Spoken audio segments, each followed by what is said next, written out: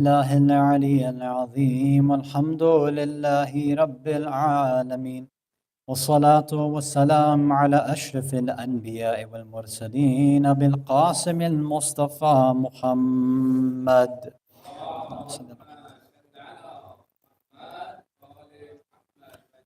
ثم الصلاة والسلام والتحية والإكرام على أهل بيته الطيبين الطاهرين المعصومين المظلومين، ولعنة الله على أعدائهم أجمعين من الأولين والآخرين إلى قيام يوم الدين. أما بعد، صلوات على محمد وآل محمد.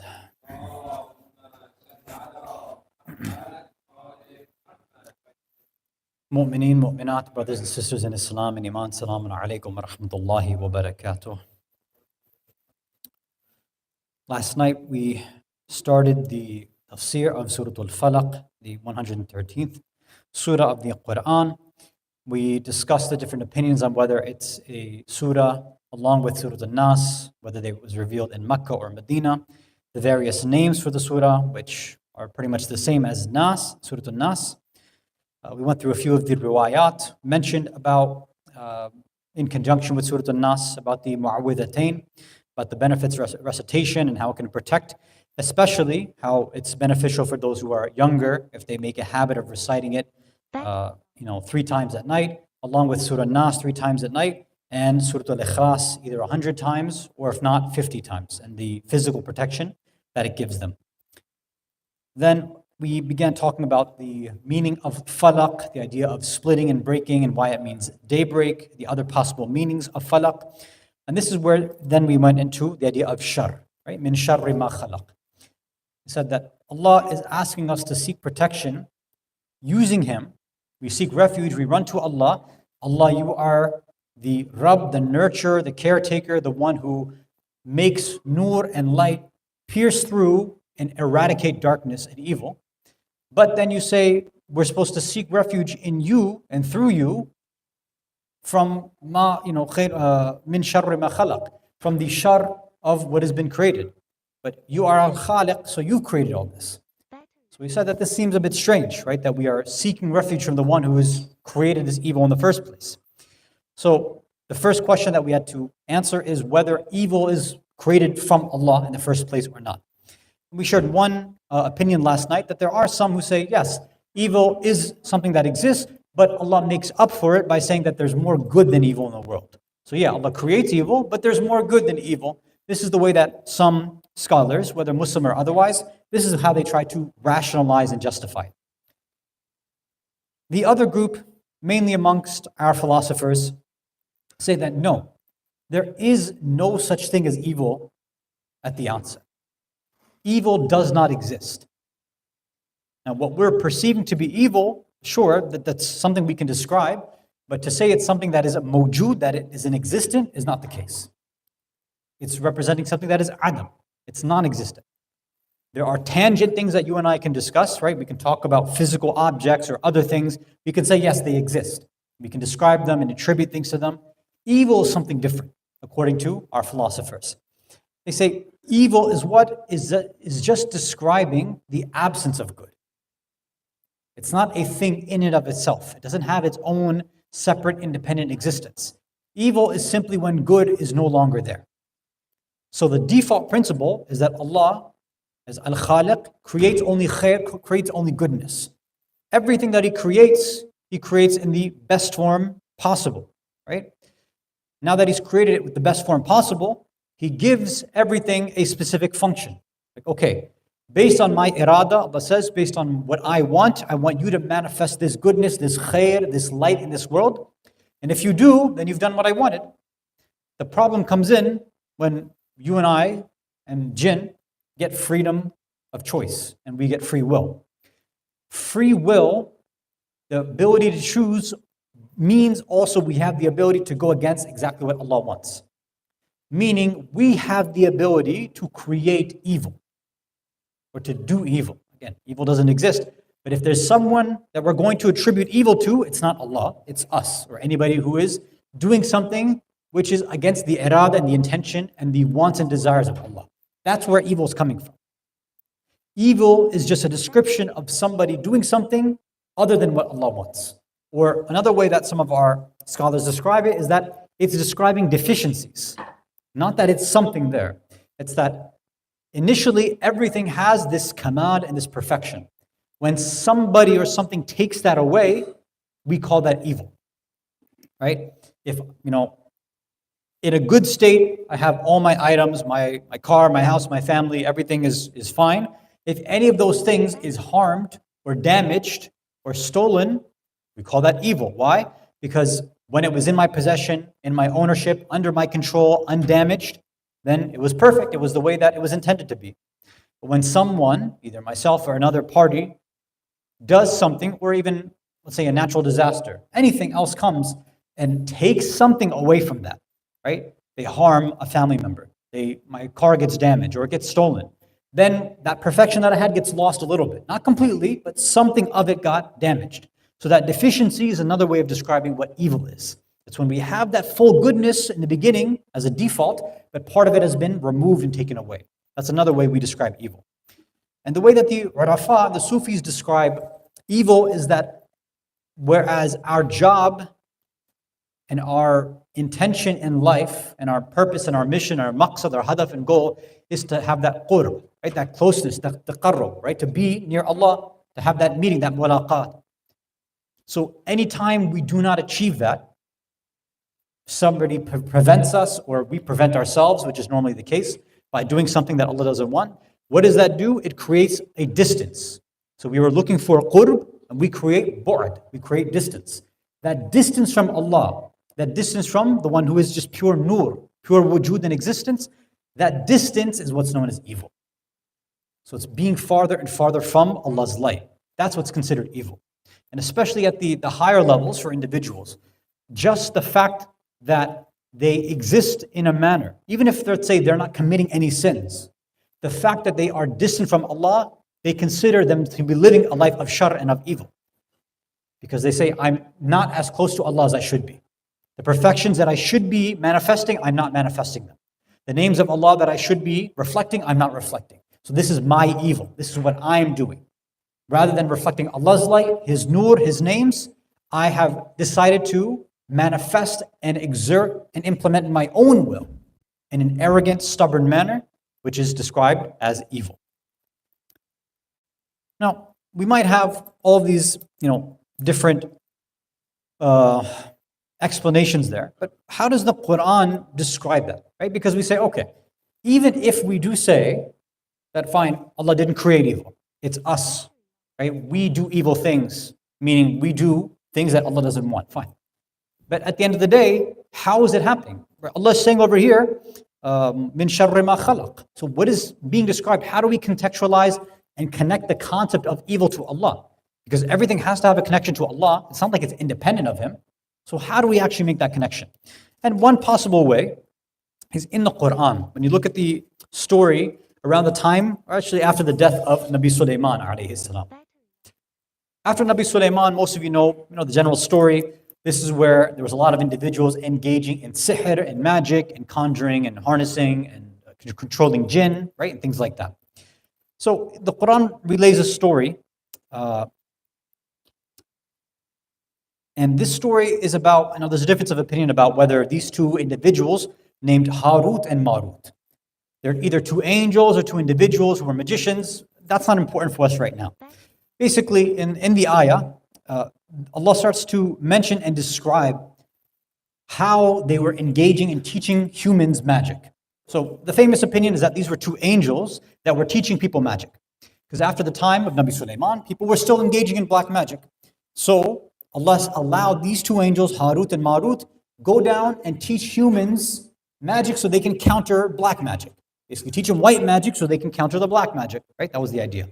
So the two angels were sent. They began teaching some of the people there how to defend themselves, how to engage and perform magic, things like that. But as usual, what happens is people abuse the powers.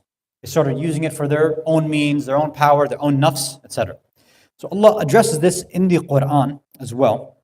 I forgot to mention which surah it is, but in this ayah, after Allah mentions the story of Harut and Marut and the fact that they were being sent down. They were teaching people about evil. Then Allah says, وَمَا هُمْ بِالضَّارِّينَ بِي مِنْ أَحَدٍ إِلَّا بِإِذْنِ اللَّهِ. Right? Everybody was practicing this magic after having learned it from the angels, and they were harming one another with it. Now, some of them were saying, hold on, you sent down 2 angels, and these 2 angels taught this magic, and now this magic is harming people. So did Allah create this harm? So people were thinking about this. So in this part of the ayah, Allah is saying that they do not harm anybody except bi'idhnillah. So Allah is not here describing evil as His own creation. What He's saying is that people, using their own free will, using even things that my angels have taught them, I am allowing for evil to take place. So we don't say that Allah has created evil, but He has created the possibility for it to occur. He doesn't make evil stuff happen, right, by force, by compulsion, but He says, fine, if you want to do something other than what my irada is, other than what I have intended, I am allowing you to do that. So it's my permission that allows this, but you cannot attribute this back to me. So even here, even though it's His own angels, by His own hand, sending people down to teach that magic, Allah is distancing Himself just by saying, look, all this is my permission, because nothing is outside of Allah's permission. So it's very similar to the way that when Anbiya also engage in their various mu'jizat and their powers. Right? Nabi Isa alayhi salam, bringing people back to life, curing the blind, whatever it happens to be. Even there, Allah mentions that they will cure lepers, they will cure the blind, they will heal individuals, XYZ, bring the dead back to life, bi'idhnillah. All of this is through the permission of Allah. So it's talking about this idea of using wasa'il and wasila. So it's an individual carrying out an action, but all this is through Allah allowing it for it to take place. So all of this is supposed to be understood within the realm of free will. So part of this is a discussion on free will and why all these things happen. And another part of the discussion, because that part of free will I don't think we're going to get into because it'll take us onto a lot of different tangents. But the part that we do want to focus on is this. Even if we do understand, okay, fine, Allah has allowed this evil to happen. Oh, okay, theoretically I get it. Allah only does khair and goodness, fine, I get that. But why is evil taking place though? Why allow this in the first place? Why would you give this permission? Why not, as many people say, just make everybody good? Power off. Sort of ideology that sometimes kids have, and adults have had that same ideology, that same sort of question or comment too. Just make everybody good, make everybody okay, and then you're okay. Why make all these problems and disasters? And as we mentioned last night, this is one of the main issues that atheists have with religion. It's not the existence of God and proofs and things like that. They have their problems, but more often than not, their issue with God is more about the problem of good and evil. How can a powerful, loving God allow this sort of evil stuff to happen? So inshallah, within service tonight, we'll go through this and start to explain possibly some of the reasons that have been mentioned in the Quran and in the Riwayat, inshallah. Sallallahu alaihi wa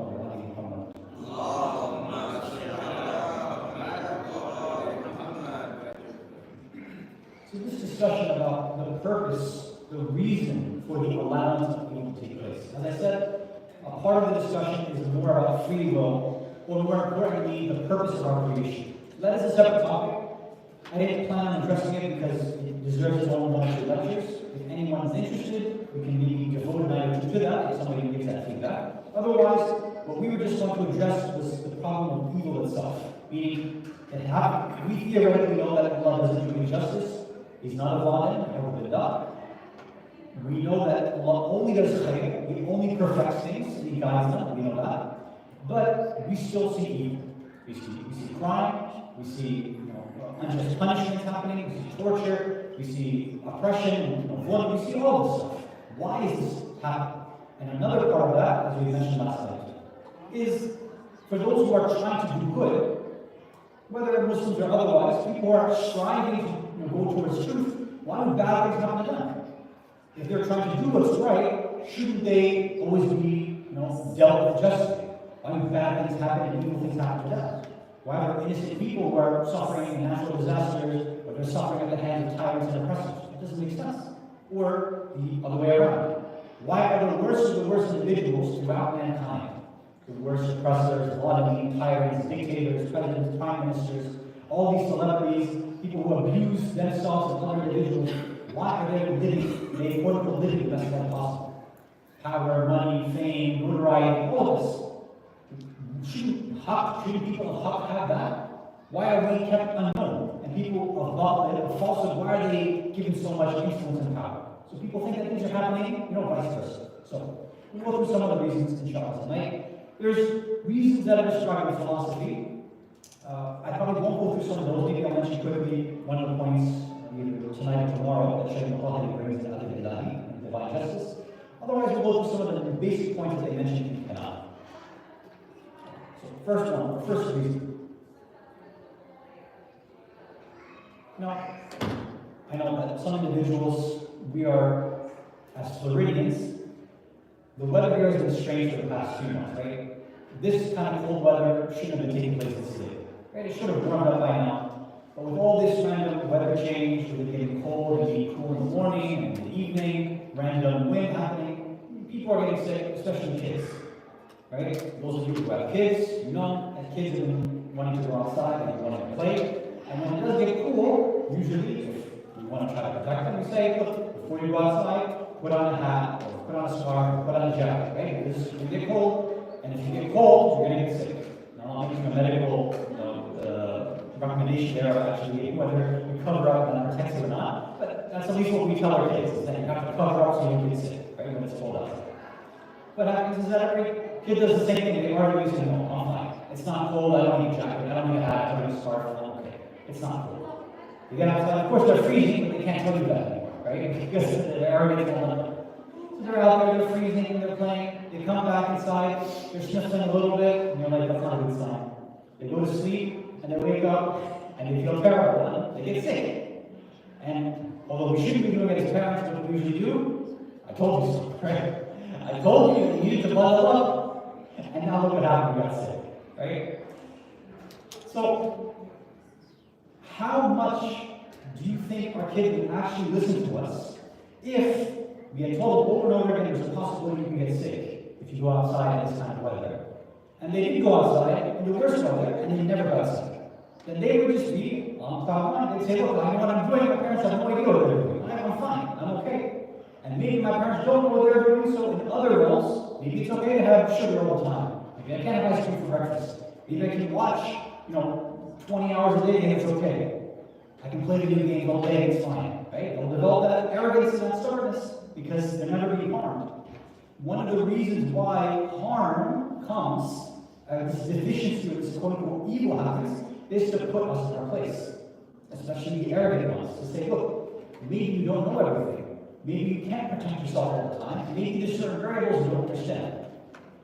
So in Surah Al-An'am, Surah 6, Ayah 42, Allah says, وَلَقَدْ أَرْسَلْنَا إِلَىٰ أُمَمٍ مِّن قَبْلِكَ. We had sent messengers to all these nations before. فَأَخَذْنَاهُمْ بِالْبَأْسَاءِ وَالضَّرَّاءِ. And we had seized them, we had afflicted them with distress, with trials and tribulations and problems and issues.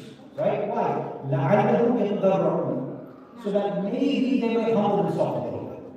Maybe they might come down off their titles. Right? Because they were those nations before, as nations, and our nation still is to this day. Everybody thinks that you're the best, we're number one, we're okay, we can do whatever we want. Right? You can't tell me what to do, master, no vaccine, I'll make a decision. Nobody else can tell me. I don't care how many years you study, I can watch a YouTube video, I'll make my own decision. You're not allowed to tell me. Okay, maybe you need to get sick and you're going to figure it out. You don't know what you're talking about. Right? And it's not nice to say that, but sometimes that's how people need a wake-up call. It humbles them to actually see that, maybe what I was doing wasn't the right thing, and maybe I need to humble myself a little bit. Right? Allah says the next ayah. فَلَوْلَا إِذْ جَاءَهُمْ بَأْسَاؤُنَا تَضَرَّعُوا. So how come, when our punishment came to them, why weren't they humbling themselves? وَلَكِنْ قَسَّتْ قُلُوبُهُمْ. Because their hearts were hardened. Right? Their hearts became hardened out of stubbornness. وَزَيَّنَ لَهُمُ الشَّيْطَانُ مَا كَانُوا يَعْمَلُونَ. Because Shaitan had also come and made all their actions seem, giving this zinah to them. Everything we do seems beautiful. I'm using my aql, I'm using my intellect, everything I can do my own research, I'm fine. I'm an intellectual person, I'm a rational person, I'm independent, all these things that we tell ourselves to let us make our own decisions. I'm a champion of free choice, right? I have autonomy. I can take care of myself. I don't need anybody else, no organization, no religion, no God, no manager, no island, nobody can tell me what to do. I can figure this stuff out. It starts from childhood, that stubbornness and the arrogance builds up, and it exists in adults too sometimes, right? A lot of times, we deal with adults that are just children that are trapped in adult lives. Because they have this, because they were put in their place when they were younger, whether by their parents or by outside things. Right? This is where the whole being spoiled comes from. That everything was just silver spoon and all that, they're taken care of, so no evil actually touched them. So they never had a chance to humble themselves. So sometimes when this happens, we get sick. What happens? Usually when we might have not been great with our ibadah, maybe our connection to Allah had tampered and tapered off a little bit. Maybe we haven't been praying to Allah as much, or maybe we haven't been doing as much a'mal or ta'qibat, or enough Quran. But the minute a little call for a sneeze, or a bedridden, or a flu, or a fever, then you turn back to Allah really quick. Say, Allah, please take care of this for me. And good health, thanks Allah, but we got other things to do. But when it comes to sickness, then you say, all right, now let me turn back to Him. And this ties into the idea of why Allah is stressing these two surahs. You have to seek refuge from me, because you're going to get arrogant sometime and think that you're protected from everything on your own, and you're not. There are enemies, there are forces that you cannot see that are hidden within and hidden outside of you too, that will come and they'll try to harm you. So seek refuge from me, because I'm the one who can break through that sickness, that evil, and put that light back into your soul.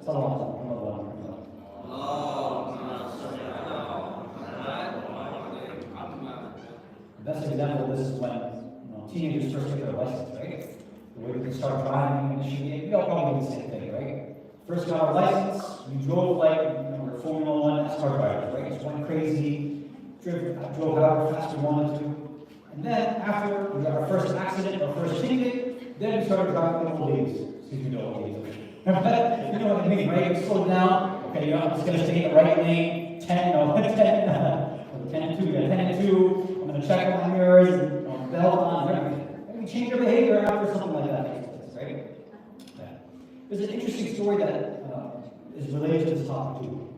So there's some narrations which mention that this was during the time of our sixth Imam, Imam Ja'far al-Sadiq alayhi salam.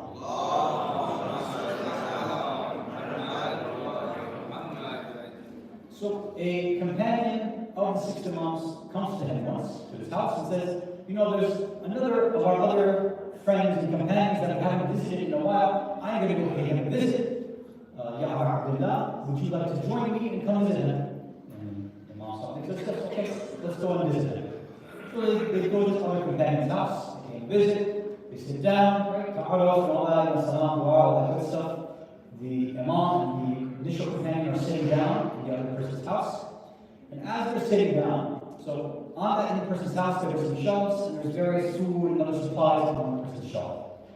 Now, somehow, for some reason, something on that shelf, so there's eggs on that shelf. Now, this might sound strange because we are used to over here refrigerating eggs. Not everybody does that, right? Many other countries do not need to refrigerate your eggs. There's a whole reason for that, and for the farmers over here understand why you don't need to refrigerate your eggs overseas. Over here, we do, but other places, eggs don't need to be refrigerated. So over there, in Saudi Arabia, they need to refrigerate eggs. So this person had their eggs on a shelf. Somebody bumped into the wall, something like that happened. One of these eggs came and fell off the shelf. Now, what do you think happened when it hit the floor? Cracked, it broke, right? No, it didn't. Not even one scratch on it. Now, when the owner of the house comes, he sees it and says, oh, wow, mashallah, subhanallah, right? It fell down, didn't even break. As soon as Imam sees this at the corner of his eyes, he gets up and tells the owner of the house, thank you very much for your hospitality, we have to be going now. They were just there for like a few minutes, very short, quick visit, which is unlike the Imam. So he tells his friend, let's go. So they get up and leave. After they leave this person's house, the companion says, he waited. He says, why did he leave his house so quickly? We barely sat, we didn't talk. Usually, we sit, we discuss things, there's questions. What did you see? What did you witness? What exactly happened that made you get up like this and leave?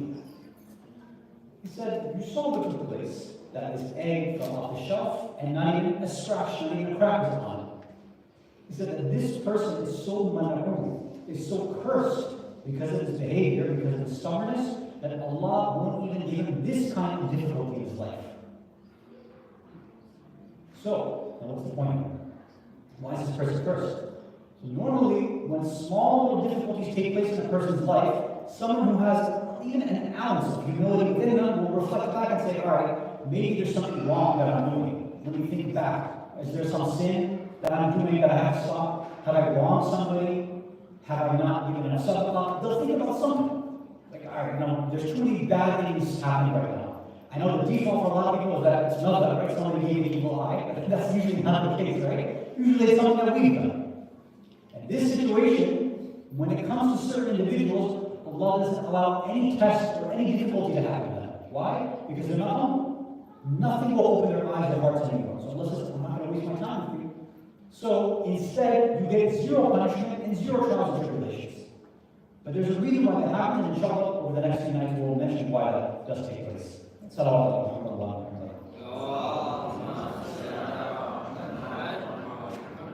Sometimes we think that everything is going great in our lives, and that means that Allah loves us and favors us. That's probably not the case. If everything is going great, it's a good idea to do some self-reflection. Hold on, am I doing everything I should be doing? Why am I not getting tested? If I am a follower of Allah, of the Quran, of the Ahlul I should be tested constantly. Something's wrong here, right? Even small minor things should give us some pause here, right? Those shouldn't happen. If somebody's just living okay all the time, and they're still in a life of sin, right? They don't care about their spirit, their soul, their community, nothing, then that's a bad sign. So usually, it's backwards thinking. That's the way it works. Somebody who seems like they're protected is probably cursed. Someone who's going through difficulties is more likely to be blessed by Allah and be cleansed from the shirk that they have. We'll describe that in more detail some other time. Think about how when we look at the tragedy of Karbala as well. The tragedy of Karbala, typically we view it as something evil, right? It's terrible, it was oppression. We wish that nothing like that happened in Islamic history. That happened with all the Imams, obviously, but especially as horrible as it was in Karbala. But at the same time, the Muslim Ummah was asleep. They allowed somebody like Yazid to become their leader, somebody who openly rejected Risala, openly rejected the Prophet. The Muslims allowed this person to be the leader, and they didn't do anything about it. So the Ummah had gotten to such a terrible situation that this is what was going on. So sometimes you have to break the Ummah apart a little bit to get them to open their eyes, to open their hearts. To say, you know what? Maybe you're not on the right path anymore. Maybe you're not doing something right. And a lot of people, a lot of Muslims did wake up after the tragedy of Karbala, right? There was some movements that opened up, pushed back against Banu Umayyah, right? And eventually Banu Abbas and things like this as well too. Although most of them were not successful, obviously, but there was people who did wake up because of that, right? To some degree. Obviously, you have the Tawabin movement, you have the Khawarij movement. All these movements started to take place. Even right after Karbala happened, in Kufa, there was a few uproars and uprisings that took place as well. Right? So people had to get woken up like this. Otherwise, they were just in slumber. My first teacher in Ramadan, he had said something really, really profound, right? Describing the idea of Karbala. Some people, unfortunately, they have this idea that, when we come together in Muharram, we listen to the lectures, all this, the Masa'ib, the Gham, everything, it's there so that we kind of feel good about ourselves. We cry and shed tears, but at the end of the day, we pat ourselves on the back, I cried, right? I gave my condolences to, Ramadan, and we talk Ma'arim Salam, and I'm okay, I'm good, I did what I had to do. So I feel good about it. Unfortunately, that's how some of us feel, right? So one day would say that Karbala didn't happen so that we could feel good. It happened so that we could become good. It didn't happen so that we could feel great. It happened so that we could become great. Karbala was this catalyst for change for people back then and for us as well. These sort of tragic events, if we didn't have that, we look at individuals who don't have that, we are able to gather every year, we remember the same tragedy, and usually for most people, it instills something in them, it charges them up, and they do want to reform themselves a little bit, right? They want to change something. Imagine people who don't have these kind of reminders every single year. What is that catalyst that draws them? What is giving them that reminder? Right? Karbala has that sort of ability and that power to make those changes in individuals. Salawat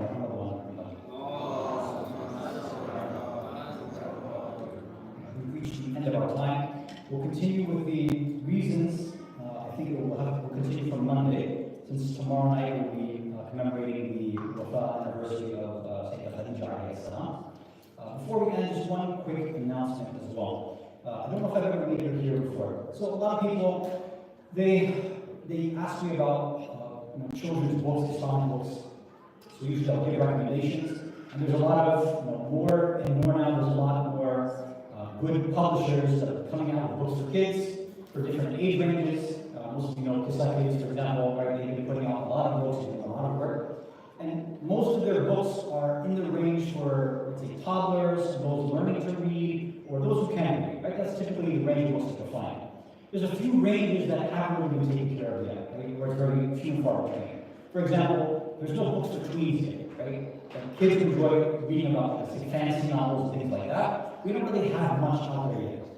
Also, there isn't much in the category of baby's first words, like first word board books, things like that. You don't have many Muslim books that are like that, right? Written by Muslims for Muslim kids. So we had one of our colleagues in Poland. Him and his wife had seen that there was a gap in this, that there was no first word books. So him and his wife had got together. They're both students of the house as well. So, the brother's a good friend of mine. And they had put together, right, a series of 5 board books and put it into a set. So he's from Norway, so obviously he doesn't really send everything over here. So he had shipped over to me the few times he was in the US. He left me with a few boxes of these books, right, to kind of officially distribute them in the United States. So typically when I go different places, I offer it to people who are interested, if they want to purchase it. Obviously, if people buy it from any other place in the US, they have to pay shipping. Because I'm over here, I can bring it here, it saves you shipping costs. So the set is over here. I have, I brought I think 3 with me tonight, although I have maybe a dozen or so more at home for anybody who's interested. So there's basically 5 board books over here. They're very small, they're all illustrated, colorful. So this 5 set, there's different themes for everything, right? So there's clothing, good deeds, occasions, travel, and faith. So all of them are Islamically related, right, things. So it's meant for parents of newborns or young children to start reading to them early on, to get them familiar with the concepts early on. Things that if you use a regular non-Islamic board book or first words book, it's not going to give them the same topics, right? It's the same concepts. This is a way for people who are interested, if they want to purchase something like this. So this is available for $20 for anybody who would like. You can speak to me afterwards, inshallah. And if you have any questions, I can even open up one of these if you'd like to see, and I can bring a close copy later. So we will continue with this, with our programs tomorrow night on the topic of evil on Monday night, inshallah. والحمد لله رب العالمين وصلى الله على سيدنا محمد وعلى اله اجمعين الطاهرين.